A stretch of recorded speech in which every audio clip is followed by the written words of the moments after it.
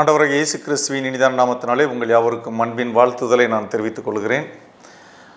இயேசுவை நோக்கி என்கின்ற இந்த நிகழ்ச்சிக்கு உங்கள் யாவரையும் நான் அன்போடு கூட அழைக்கிறேன். தொடர்ச்சியாக இயேசுவை நோக்கி என்கின்ற இந்த நிகழ்ச்சியிலே இயேசு கிறிஸ்து யார் என்பதை குறித்து நாம் தியானித்து கொண்டிருக்கிறோம்.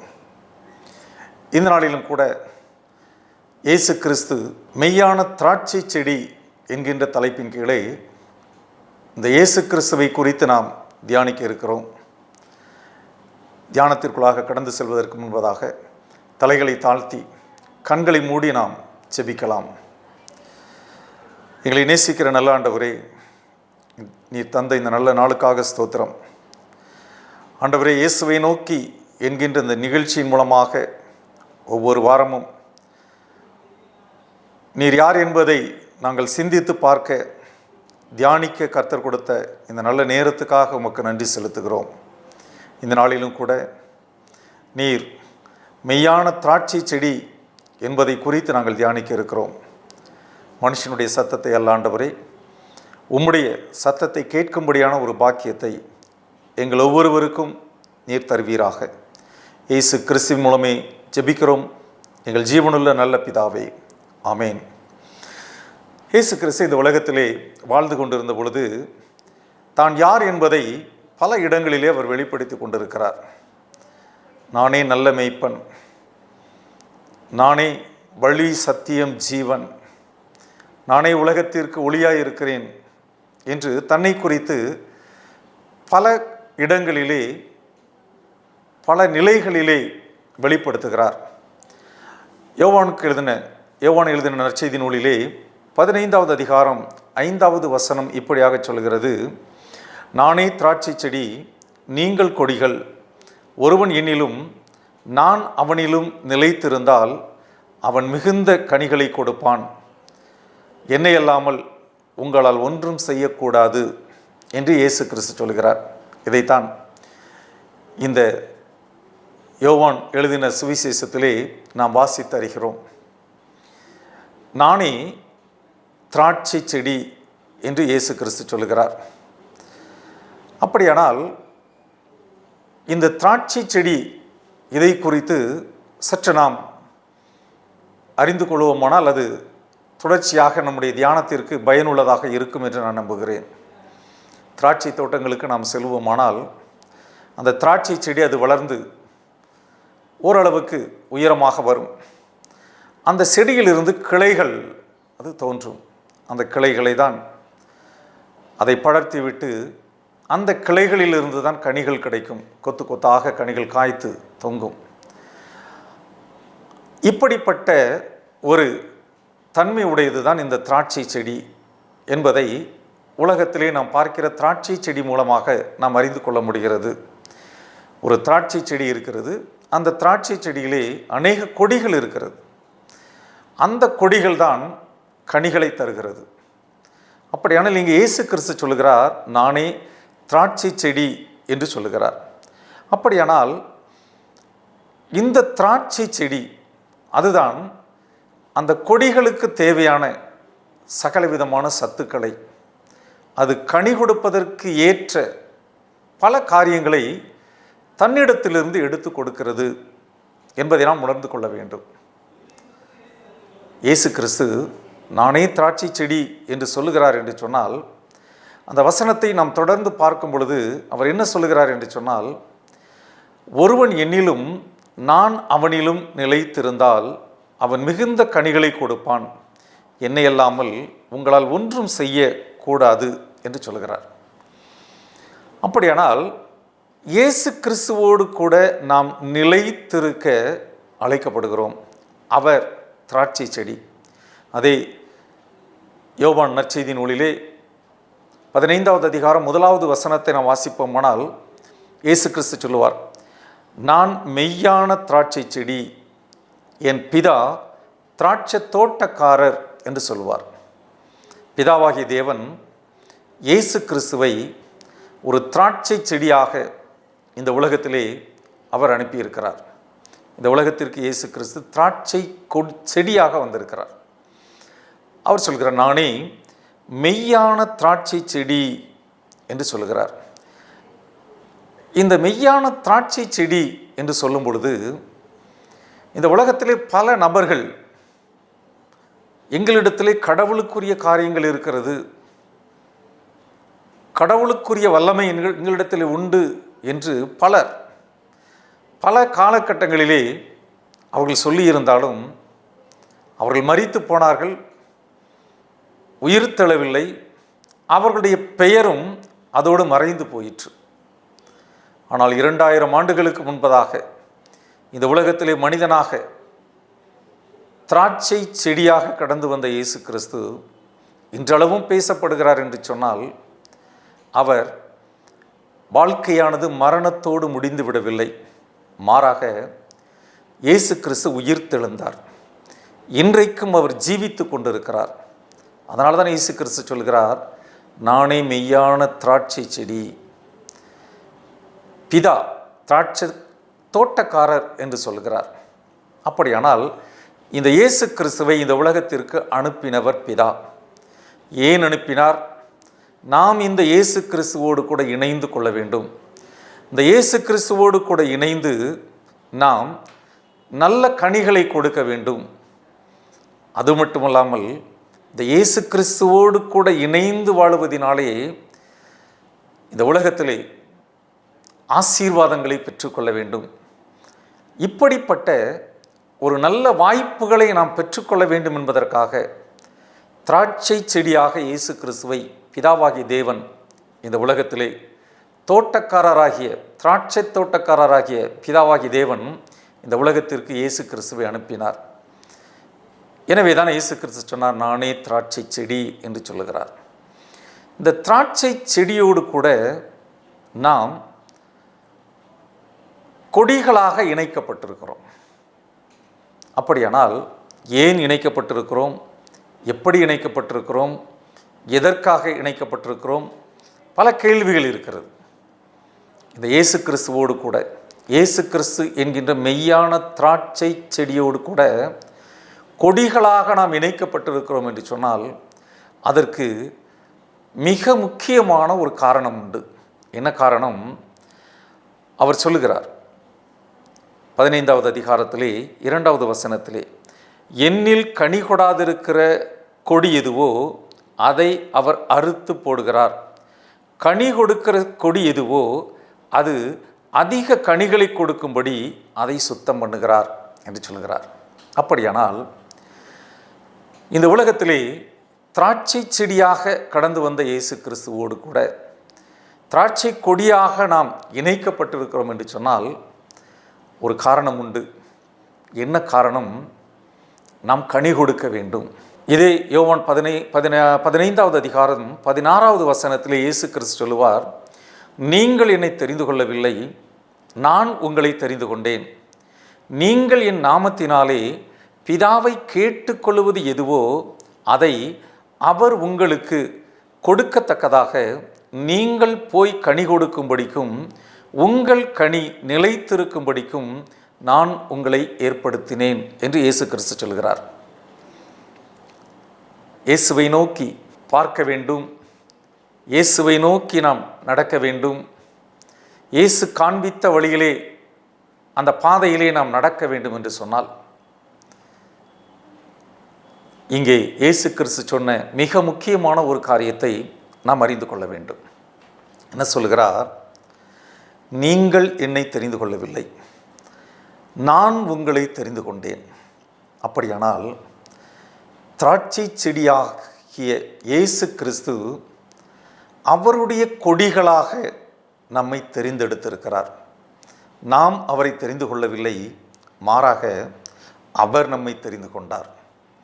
நாம் பாவிகளாயிருக்கையிலே கிறிஸ்து இயேசு நமக்காக மரித்ததினாலே தம்முடைய அன்பு இன்னதென்று விளங்க பண்ணினார் என்று வேதவசனம் சொல்கிறது. இந்த உலகத்திலே ஆதாம் ஏவாள் காலத்திலிருந்து மனுஷன் பாவம் செய்து தேவ மகிமை இழந்தவனாய் இந்த உலகத்திலே வாழ்ந்து கொண்டிருந்தான். இந்த நாள் வரை பாவம் ஒவ்வொரு மனிதனிலும் வாசமாக இருக்கிறது, குடிகொண்டு இருக்கிறது. இந்த பாவம் நம்மை எப்படிப்பட்ட கனிகளை கொடுக்க வைக்கிறது என்று சொன்னால், அது ஆவிக்குரிய கனிகளை அல்ல, மாறாக பாவத்திற்குரிய கனிகளாகிய அவிசுவாசம், விபச்சாரம், வேசித்தனம், பொய் சொல்லுதல், புறங்கூறுதல், கொலை செய்தல், களவு செய்தல், இப்படி துன்மார்க்கமான ஜீவியத்தை நாம் நடத்தும்படியாக இந்த பாவம் நம்மை ஒவ்வொரு நாளும் வழிநடத்தி கொண்டிருக்கிறது. அப்படியானால் நாம் இயேசுவோடு கூட இணைக்கப்படாமல் பிசாசு என்கின்ற இந்த உலகத்தின் அதிபதியோடு கூட இணைக்கப்பட்டிருப்போமானால், பாவம் என்கின்ற கசப்பான கனிகளையே நாம் கொடுத்து கொண்டிருப்போம். அந்த பாவத்தின் காரணமாக இந்த உலகத்திலே அநேக தீமையான காரியங்களை செய்து கொண்டிருப்போம். நற்கிரியைகள் நம்மிடத்திலே இருக்காது. துர்க்கிரியைகளோடு கூட இந்த உலகத்திலே நாம் வாழ்ந்து கொண்டிருப்போம். அப்படியானால் நாம் யாரோடு இணைக்கப்பட்டிருக்கிறோம் என்பதை முதலாவது நாம் அறிந்து கொள்ள வேண்டும். இயேசு கிறிஸ்து சொல்லுகிறார், நான் மெய்யான திராட்சை செடி, நானே திராட்சை செடி என்று அவர் சொல்லுகிறார். அந்த திராட்சை செடி எப்படிப்பட்ட கனிகளை நம் மூலமாக கொடுக்கும் என்று சொன்னால், அன்புக்குரிய கனிகள், சமாதானத்திற்குரிய கனிகள், சந்தோஷத்திற்குரிய கனிகள், நற்கிரியைகளுக்குரிய கனிகள், இப்படியாக இந்த இயேசு கிறிஸ்து என்கின்ற திராட்சை செடியோடு கூட நாம் இணைக்கப்பட்டிருப்போமானால், நாம் கொடுக்கின்ற கனிகள் நற்கிரியைகளை வெளிப்படுத்துகின்ற கனிகளாக இருக்கும், பிதாவுக்கு ஏற்ற கனிகளாக இருக்கும். மாறாக நாம் பாவத்தோடு இணைக்கப்பட்டிருப்போமானால், பிசாசோடு இணைக்கப்பட்டிருப்போமானால், நம்முடைய கனிகள் அது துர்க்கிரியைகளை வெளிப்படுத்துகிற கசப்பான கனிகளாகத்தான் இருக்க முடியும். வேதவசனம் நமக்கு தெளிவாக தருகிறது. நாம் நல்ல கனிகளை கொடுக்க வேண்டுமானால், இந்த உலகத்திலே நாம் நற்கிரியை உள்ளவர்களாய் வாழ வேண்டுமானால், யோவான் 15வது அதிகாரம் 4வது வசனத்திலே இயேசு கிறிஸ்து சொல்லுகிறார், என்னில் நிலைத்திருங்கள், நானும் உங்களில் நிலைத்திருப்பேன். கொடியானது திராட்சை செடியில் நிலைத்திராவிட்டால் அது தானாய் கனி கொடுக்க மாட்டாது. அதுபோல நீங்களும் என்னில் நிலைத்திராவிட்டால் கனி கொடுக்க மாட்டீர்கள். அப்படியானால் நாம் நல்ல கனிகளை கொடுக்க வேண்டுமானால், ஆவியின் கனிகளை கொடுக்க வேண்டுமானால், பரிசுத்தமுள்ள ஒரு வாழ்க்கை, அன்பு செலுத்துகின்ற ஒரு வாழ்க்கை, நற்கிரியைகள் செய்கின்ற ஒரு வாழ்க்கை, இப்படியாக தேவனுக்கு பிரியமான ஒரு வாழ்க்கையை வாழ வேண்டுமானால், இயேசு கிறிஸ்து சொல்லுகிறார், திராட்சை செடியாகிய என்னோடு கூட இணைந்திருங்கள் என்று சொல்லுகிறார். அப்படியானால் இந்த உலகத்திலே நாம் பாவமில்லாத பரிசுத்தமுள்ள ஒரு வாழ்க்கை வாழ வேண்டுமானால், தேவனுக்கு பிரியமுள்ள ஒரு வாழ்க்கை வாழ வேண்டுமானால், தேவனுக்கு ஏற்ற கனி கொடுக்கின்ற ஒரு வாழ்க்கை வாழ வேண்டுமானால், ஆவியின் கனிகள் உடைய ஒரு வாழ்க்கை வாழ வேண்டுமானால், நாம் இயேசுவோடு கூட இணைந்திருக்க வேண்டும். இரண்டாவதாக, இந்த இயேசு கிறிஸ்து என்கின்ற இந்த திராட்சை செடியோடு கூட நாம் இணைந்திருப்போமானால் நமக்கு என்ன கிடைக்கும்? அதே யோவான் 15வது அதிகாரம் 6வது வசனம் இப்படியாக சொல்லுகிறது, ஒருவன் என்னில் நிலைத்திராவிட்டால் வெளியே எரியுண்ட கொடியைப் போல அவன் எரியுண்டு உலர்ந்து போவான். அப்படிப்பட்டவைகளை சேர்த்து அக்கினியிலே போடுகிறார்கள், அவைகள் எரிந்து போம். இந்த வசனத்தின் மூலமாக நாம் தெளிவான ஒரு உண்மையை புரிந்து கொள்ள வேண்டும். ஏனென்று சொன்னால், இயேசு கிறிஸ்துவோடு கூட, இயேசு கிறிஸ்து என்கின்ற திராட்சை செடியோடு கூட நாம் இணைந்திருப்போமானால், அவரிலே நிலைத்திருப்போமானால், நல்ல கனிகளை கொடுப்போம். நம்முடைய வாழ்க்கை ஆசீர்வதிக்கப்பட்ட ஒரு வாழ்க்கையாக இருக்கும். அதோடு கூட நம்முடைய வாழ்க்கை பரலோகத்திற்கு உரிய ஒரு வாழ்க்கையாக இருக்கும். உலகத்திலே சமாதானம், சந்தோஷம், அது மட்டுமல்லாமல் நீடிய பொறுமை, சாந்தம், இச்சையடக்கம், இப்படிப்பட்ட ஆவியின் கனிகளோடு கூட நாம் வாழும்படியான ஒரு பாக்கியத்தை இந்த உலகத்திலே பெற்றுக்கொள்ளுவோம். எப்பொழுது இயேசு கிறிஸ்துவோடு கூட இணைந்திருக்கும் பொழுது. அவரோடு இணைந்து இருக்காவிட்டால் அங்கே வசனம் சொல்கிறது, வெளியே எரியுண்ட கொடியைப் போல் அவன் எரியுண்டு உலர்ந்து போவான். அப்படிப்பட்டவைகளை சேர்த்து அக்கினியிலே போடுகிறார்கள், அவைகள் எரிந்து போகும். ஆம், இயேசுவோடு கூட, இயேசு என்கின்ற திராட்சை செடியோடு கூட நாம் இணைந்திருக்காவிட்டால், அவரோடு கூட நாம் ஒவ்வொரு நாளும் உறவாடி கொண்டிருக்காவிட்டால், இயேசுவோடு கூட நாம் நம்முடைய வாழ்க்கையிலே சேர்ந்திருக்காவிட்டால், அங்கே வசனம் சொல்லுகிறது, இயேசு கிறிஸ்து சொல்லுகிறார், அங்கே அவன் வெட்டப்பட்டு வெளியே எரியப்படுவான் என்று சொல்லப்படுகிறது. அந்த கொடியானது அது வெட்டப்படும், வெளியே எரிந்து போடப்படும். அது மட்டுமல்லாமல் உலர்ந்து போகும். உலர்ந்து போவது மட்டுமல்ல, அது காஞ்சி போகிறது மட்டும் இல்லை, அந்த காஞ்சி போன எல்லா அந்த கொடிகளையும் சேர்த்து என்ன செய்வாங்களாம்? வசனம் சொல்கிறது, அக்கினியிலே போடுகிறார்கள் என்று சொல்கிறார். அக்கினியிலே போடப்படும். மெய்யான திராட்சை செடியாகிய இயேசு கிறிஸ்துவோடு கூட இணைந்திருப்போமானால், அவரிலே நிலைத்திருப்போமானால், நமக்குள்ளே ஆவியின் கனிகள் வெளிப்படும். சமாதானம், சந்தோஷம், மகிழ்ச்சி நிறைந்த ஒரு வாழ்க்கை இருக்கும். பரலோக பாக்கியம் நமக்கு கிடைக்கும். மாறாக அவரோடு கூட இணையாவிட்டால், இயேசு கிறிஸ்துவிலே நிலைத்திராவிட்டால் நாம் அறுப்புண்டு போவோம். அது மட்டுமல்ல, உலர்ந்து போவோம். எல்லாவற்றையும் சேர்த்து எரித்து விடுவார்கள். அங்கே வசனம் சொல்லுகிறது, அவைகள் எரிந்து போம். அதன் மூலமாக நாம் அறிந்து கொள்ளுகிற காரியம், இயேசுவோடு இணைந்த வாழ்க்கை பரலோகத்திலே சேர்க்கும். இயேசு கிறிஸ்துவில் இருந்து பிரித்தெடுக்கப்படுவோமானால், இயேசு கிறிஸ்துவோடு கூட இணையாமல் இந்த உலகத்தோடு இணைந்து, பிசாசோடு இணைந்து, பாவத்தின் துர்க்கிரியைகள் உடையவர்களாக துன்மார்க்கமான ஒரு ஜீவியத்தை நாம் ஜீவித்து கொண்டிருப்போமானால், நாம் அவியாத அக்கினி நிறைந்திருக்கிற நரகத்திற்குள்ளாக போடப்படுவோம். எரிந்து கொண்டே இருப்போம். ஒவ்வொரு நாளும் வேதனை மேல் வேதனை வந்து கொண்டே இருக்கும். நரகம் அதுதான் நமக்கு நியமிக்கப்பட்டதாக இருக்கும். எப்பொழுது இயேசு கிறிஸ்துவோடு கூட இணைந்த ஒரு வாழ்க்கை வாழாவிட்டால். அப்படியானால் இந்த இயேசுவை நோக்கி பார்க்கின்ற பொழுது, இந்த இயேசு கிறிஸ்து யார்? அவர் திராட்சை செடி. அந்த திராட்சை செடியோடு நாம் இணைந்திருந்தால் பரலோக மேன்மை உண்டு.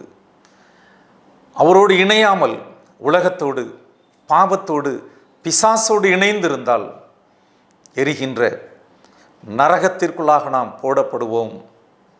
சற்று யோசித்து பார்ப்போம். இந்த நாளிலே நம்முடைய வாழ்க்கை எப்படியாக இருக்கிறது? இயேசுவிலே இணைந்திருக்கிற வாழ்க்கையை நாம் வாழ்ந்து கொண்டிருக்கிறோமா? இயேசு சொன்னார், நானே திராட்சை செடி, என்னிலே நிலைத்திருங்கள் என்று சொன்னார். நீங்கள் கொடிகள். ஒருவன் என்னிலும் நான் அவனிலும் நிலைத்திருந்தால் அவன் மிகுந்த கனி கொடுப்பான் என்று இயேசு கிறிஸ்து சொன்னார். அவரோடு கூட நாம் இணைந்திருந்தால், இந்த இயேசு கிறிஸ்துவோடு கூட நாம் சேர்ந்திருந்தால், திராட்சை செடியாகிய அந்த இயேசுவோடு கூட கொடியாகிய நாம் சேர்ந்திருந்தால் நல்ல கனிகளை கொடுப்போம். ஆவிக்குரிய கனிகளை கொடுப்போம். பரலோகத்திற்கு போவதற்கான ஒரு வாழ்க்கையை நாம் வாழ்ந்து கொண்டிருப்போம். இயேசு கிறிஸ்துவுக்கு பிரியமுள்ள ஒரு வாழ்க்கை, திராட்சை தோட்டக்காரராகிய பிதாவாகிய தேவனுக்கு பிரியமுள்ள ஒரு வாழ்க்கையை நாம் வாழ்ந்து கொண்டிருப்போம். மாறாக இயேசு கிறிஸ்து என்கின்ற அந்த திராட்சை செடியோடு கூட நாம் இணைக்கப்படாவிட்டால் நாம் வெளியே எரிந்து போடப்படுவோம். அப்படி வெளியே எரியப்பட்டு நாம் கிடக்கின்ற பொழுது நாம் காய்ந்து போய் விடுவோம், உலர்ந்து போய் விடுவோம். எல்லாவற்றையும் கடைசியாக அக்கினியினாலே சுட்டெரித்து விடுவார்கள். ஆம், இயேசுவோடு இணைந்த வாழ்க்கை நமக்கு பரலோகத்தை கொண்டு வரும். இயேசுவை வெறுக்கின்ற ஒரு வாழ்க்கை, இயேசு வேண்டாம் என்று சொல்கின்ற வாழ்க்கை, இயேசுவிலே நிலைத்திருக்காத ஒரு வாழ்க்கை, இயேசு கிறிஸ்துவினுடைய கட்டளைகளுக்கு கீழ்ப்படியாத ஒரு வாழ்க்கை, அது உலகத்தோடு ஒத்த ஒரு வாழ்க்கை, பாவம் நிறைந்த ஒரு வாழ்க்கை. இந்த வாழ்க்கையிலே பாவத்தினுடைய கனிகள் மிகுந்திருக்கும். அநியாயம், விபச்சாரம், வேசித்தனம், துர்க்கணம், கொலை, கொள்ளை, இப்படி பல பாவகரமான காரியங்கள் நம்மிலே வெளிப்படும். அதனுடைய முடிவு நாம் நரகத்திற்கு உரியவர்களாக தீர்ப்பெழுதப்பட்டு விடுவோம். நாம் நரகத்திலே தள்ளப்படக்கூடிய ஒரு சூழ்நிலை வந்து விடுவோம். ஆண்டவராகிய இயேசு கிறிஸ்துவோடு கூட இணைந்து கொள்ள நாம் அழைக்கப்படுகிறோம். அவரை நாம் சற்று நோக்கி பார்ப்போமா? இந்த இயேசு கிறிஸ்து திராட்சை செடி அல்லவா? அவரோடு கூட இணைக்கும்படியாக இந்த உலகத்திற்கு அவர் கடந்து வந்தார். நம்மை அவரோடு கூட சேர்க்கும்படியாக இந்த உலகத்திற்கு அவர் கடந்து வந்தார். நாம் பாவம் இல்லாமல் நல்ல கனிகளை கொடுக்கும்படியாக, ஆவிக்குரிய கனிகளை கொடுக்கும்படியாக, அவரோடு கூட இணைத்து கொள்வதற்கு அவர் இந்த உலகத்திற்கு வந்தார். அவரோடு இணைந்து கொள்ளுவோமானால் நம்முடைய வாழ்க்கையிலே பாவம் இருக்காது, மாறாக பரிசுத்தம் இருக்கும். நம்முடைய வாழ்க்கையிலே அசுத்தம் இருக்காது, மாறாக இயேசு கிறிஸ்துவினுடைய நற்கிரியைகள் நம்மிடத்தில் இருக்கும். அவர் விரும்புகின்ற, அவர் எதிர்பார்க்கிற நல்ல கனிகள் நம்மிடத்திலே, நம்முடைய வாழ்க்கையிலே காணப்படும். ஒரு நாளிலே இயேசு கிறிஸ்து பெத்தானியா என்கின்ற கிராமத்தில் இருந்து எருசலேமுக்கு கடந்து வருகின்ற பொழுது அதிகாலையிலே அவருக்கு பசி உண்டாயிற்று. அப்பொழுது அங்கே பார்க்கிறார், ஒரு அத்திமரம் இலை தலைகளோடு செழிப்பாக இருக்கிறது. அந்த மரத்திலே தன்னுடைய பசியை போக்குவதற்கு ஏதாவது கனிகள் இருக்குமோ என்று தேடி போகிறார். அந்த மரத்திலே கனிகள் இல்லை. உடனடியாக இயேசு கிறிஸ்து சொன்னார், கனி இல்லாத அந்த அத்திமரத்தை பார்த்து சொன்னார், செழிப்பாக இருந்த அத்திமரத்தை பார்த்து சொன்னார், இனி ஒரு காலம் உன்னிடத்திலே கனிகள் இல்லாமல் இருக்க கடவுது என்று சொன்னார். அன்றைய தினத்திலே சாயங்கால வேளையிலே மீண்டுமாக அதே பாதையிலே இயேசு கிறிஸ்து கடந்து வருகிறார். அவருடைய சீஷர்கள் அந்த அத்திமரத்தை பார்க்கிறார்கள். அது வேரிலிருந்து பட்டுப்போன ஒரு மரமாக காணப்பட்டது என்று வேதம் சொல்லுகிறது. ஆம், அவரோடு இணைந்தால் நல்ல கனிகளை கொடுப்போம். அவரோடு இணையாவிட்டால் சாபம்தான், வேதனை தான், நரகமான ஒரு வாழ்க்கை தான். அப்படிப்பட்ட ஒரு வாழ்க்கையை நாம் அடைந்து விடக்கூடாது. நாம் நரகத்திற்கு சென்று விடக்கூடாது. நாம் பாதாள அக்கினியிலே போடப்பட்டு விடக்கூடாது என்பதற்காகத்தான் இயேசு கிறிஸ்து திராட்சை செடியாக இந்த உலகத்திற்கு கடந்து வந்தார். கடந்து வந்த இயேசு நம்மை அழைக்கிறார். அவரோடு கூட கொடியாக இணைக்கப்பட, அவரை நோக்கி பார்த்து அந்த திராட்சை செடியோடு நாம் கொடியாக இணைக்கப்படுவதற்கு நம்மை ஒப்பு கொடுப்போமா? அவரிலே நிலைத்திருந்தால் நாம் நல்ல கனிகளை கொடுப்போம், ஆசீர்வாதத்தை பெற்றுக்கொள்ளுவோம், பரலோக பாக்கியத்தை பெற்றுக்கொள்ளுவோம். அவரோடு இணைந்து கொள்ளாவிட்டால் நம்முடைய வாழ்க்கை பரிதபிக்கப்பட்ட ஒரு வாழ்க்கையாக இருக்கும், நரகத்திற்குரிய ஒரு வாழ்க்கையாக இருக்கும். எதை நாம் தீர்மானிக்கப் போகிறோமா? எதை நாம் தீர்மானிக்கப் போகிறோம்? இயேசு என்கின்ற மெய்யான திராட்சை செடியோடு இணைகின்ற கொடியாக இருக்க போகிறோமா? அல்லது இந்த உலகத்தோடு பிசாசோடு இணைந்து கொள்ளுகின்ற ஒரு கொடியாக இருக்க போகிறோமா? இயேசுவோடு இணைந்தால் பரலோக மேன்மை உண்டு, பிசாசோடு இணைந்தால் நரகத்திற்கு பாத்திரவான்களாக நாம் மாறிவிடுவோம். சற்று நம்மை ஆராய்ந்து பார்த்து இயேசுவை நோக்கி பார்ப்போம். தலைகளை தாழ்த்தி கண்களை மூடி நாம் ஜெபிக்கலாமா? மகா இரக்கமுள்ள எங்கள் நல்ல ஆண்டவரே, நீர் திராட்சை செடி, நாங்கள் கொடிகள். நீர் எங்களை கொடிகளாக அழைத்திருக்கிறீர். கொடிகளாக அழைக்கப்பட்ட நாங்கள் உம்மோடு இணைந்து ஆண்டவரே உம்முடைய சத்தியத்தை நாங்கள் பெற்றுக்கொண்டு நல்ல கனி கொடுப்பதற்கு இதோ நாங்கள் உம்மை நோக்கி பார்க்கிறோம், இயேசுவை நோக்கி பார்க்கிறோம். நீர் இந்த உலகத்திற்கு திராட்சை செடியாக கடந்து வந்தீர். ஏனென்றால் எங்களை உம்மோடு கூட இணைக்கும்படியாக கடந்து வந்தீர். நாங்கள் பாவத்திற்குரியவர்களாக, இந்த உலகத்திற்கு உரியவர்களாக, பிசாசிற்கு உரியவர்களாக வாழ்ந்து கொண்டிருக்கிறோம் அப்பா. இதோ உம்மை நோக்கி பார்க்கிறோம். எங்களுக்கு வாழ்வு தரும் இயேசுவை நோக்கி பார்க்கிறோம். உம்மோடு கூட இணைத்து கொண்டு நாங்கள் நல்ல கனி கொடுப்பதற்கு இதோ உம்முடைய சமூகத்திலே கடந்து வருகிறோம். எங்களை அர்ப்பணிக்கிறோம். ஆண்டவரே, ஆசீர்வதிக்கப்பட்ட வாழ்க்கை எங்களுடைய வாழ்க்கையாக இருக்கட்டும். நல்ல கனிகளை கொடுக்கின்ற வாழ்க்கை எங்களுடைய வாழ்க்கையாக இருக்கட்டும். இந்த உலகத்திற்கு ஒத்த வேஷம் தெரியாமல், பிசாசிற்கு இணங்கி அடிமைகளாக வாழாமல், இயேசுவோடு இணைக்கப்பட்ட ஒரு வாழ்க்கை வாழ எங்களுக்கு உதவி செய்வீராக. இதை பார்த்து கொண்டிருக்கிற, இதை கேட்டுக்கொண்டிருக்கிற ஒவ்வொருவரும் உம்மோடு இணைக்கப்பட, நித்திய பேரின்பத்தை பெற்றுக்கொள்ள நீர் உதவி செய்வீராக. பார்த்து கொண்டிருக்கிற ஒவ்வொரு தனிநபரையும் அவருடைய குடும்பங்களையும் உடைய கரத்திலே ஒப்பு கொடுத்து ஜெபிக்கிறேன். ஆண்டவரே, கர்த்தர் மேலான ஆசீர்வாதங்களினாலே உடைய பிள்ளைகளை நிரப்புவீராக. உம்மை நோக்கி பார்க்கின்ற அந்த பிள்ளைகள் ஆண்டவரே ஒரு நாளும் வெட்கப்படாதபடிக்கு உடைய மகிமின் பிரசன்னம் அவர்களை ஆட்கொள்ளட்டும், வழிநடத்தட்டும், ஆசீர்வதிக்கட்டும். இயேசு கிறிஸ்து மூலமே தாழ்மையோடு ஜெபிக்கிறேன் பிதாவே, ஆமேன். கிறிஸ்துவுக்குள் பிரியமான JTK TV நேயர்களே, இந்த இயேசுவை நோக்கி என்கின்ற நிகழ்ச்சியை வெஸ்டர்ன் இந்தியா மிஷன் ஊழியத்தின் சார்பாக நாங்கள் நடத்தி கொண்டிருக்கிறோம். இந்தியாவிலே மேற்கு பகுதியில் உள்ள குஜராத் மற்றும் மகாராஷ்டிரா மாநிலங்களிலே இந்த வெஸ்டர்ன் இந்தியா மிஷன் மூலமாக ஆண்டவருடைய சுவிசேஷ பணி மிக சிறப்பாக நடைபெற்று கொண்டிருக்கிறது. இந்த பணிகளுக்காக நீங்கள் ஜெபியுங்கள். உங்களுடைய உதாரத்துவமான காணிக்கையின் மூலமாக தாங்கும்படியாக உங்களை அன்போடு கூட கேட்டுக்கொள்கிறேன். இந்த நிகழ்ச்சியிலே கொடுக்கப்படுகின்ற தொலைபேசியோடு கூட நீங்கள் தொடர்பு கொண்டு எல்லா காரியங்களையும் அறிந்து எங்களோடு இணைந்து ஆண்டவருடைய ராஜ்யத்தை கட்டுகின்ற பணியிலே நீங்களும் ஈடுபட உங்களை அன்போடு கூட அழைக்கிறேன். இயேசு கிறிஸ்துவுக்கு மகிமை உண்டாகட்டும்.